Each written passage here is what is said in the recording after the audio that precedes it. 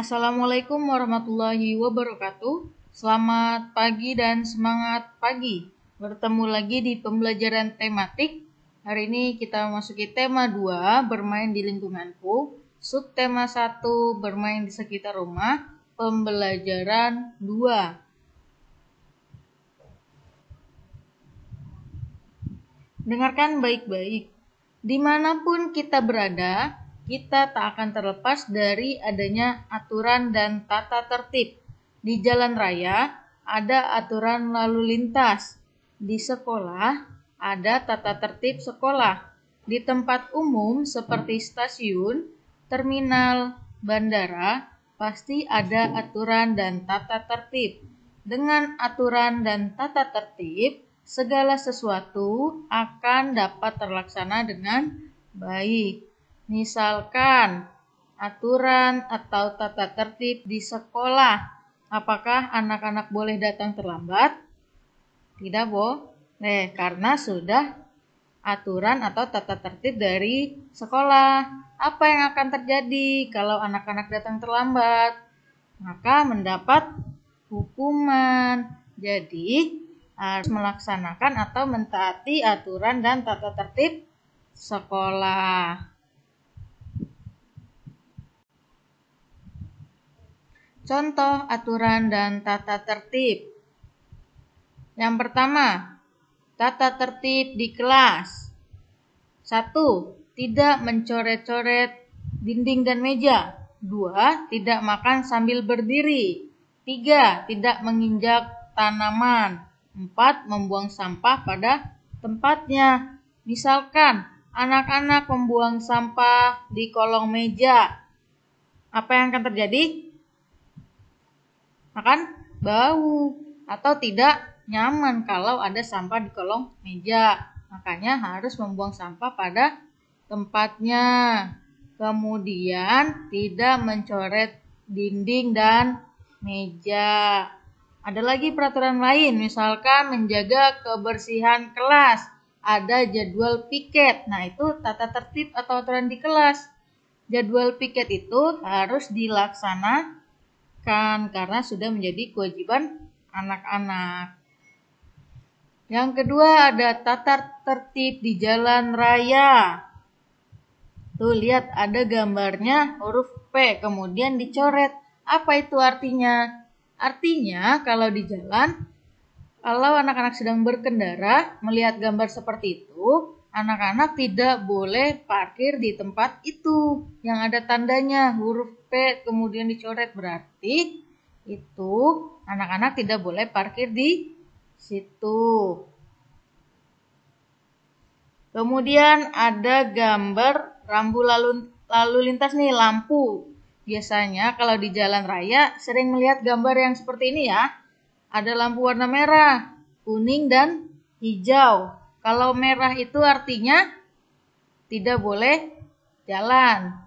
Kalau kuning harus hati-hati atau pelan-pelan. Nah, kalau lampu hijau baru boleh jalan. Itu salah satu tata tertib di jalan raya. Kemudian tata tertib di rumah. Ada gambar anak sedang mencium tangan kedua orang tuanya. Nah, kalau mau berangkat sekolah, biasanya kita harus mencium tangan kedua orang tua. Itu tata tertib di rumah. Apalagi tata tertib di rumah? Setelah bangun tidur, merapikan tempat tidurnya.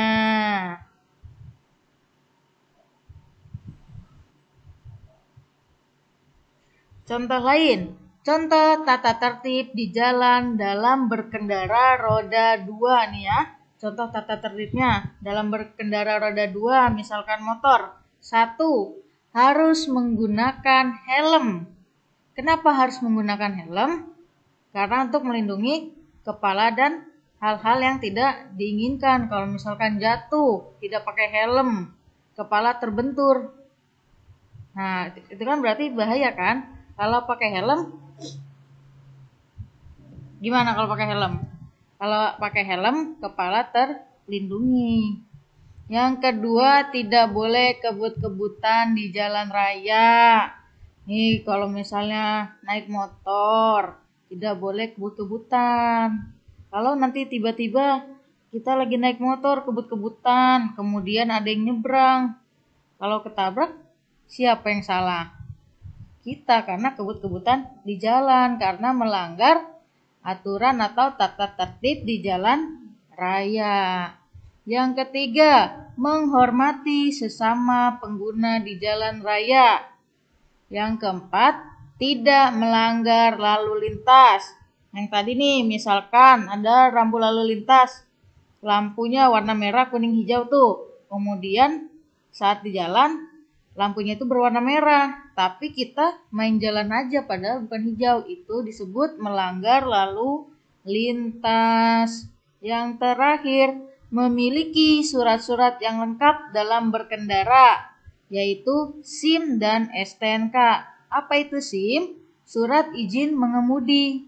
Apakah anak-anak sudah diizinkan untuk mengemudi roda 2? Belum ya, karena belum memiliki surat izin mengemudi. Jadi kalau anak-anak mau berkendara atau mengendarai motor harus memiliki SIM. Itu tata tertib dalam berkendara. Kalau anak-anak belum memiliki SIM, kemudian sudah berkendara, berarti anak-anak melanggar tata tertib.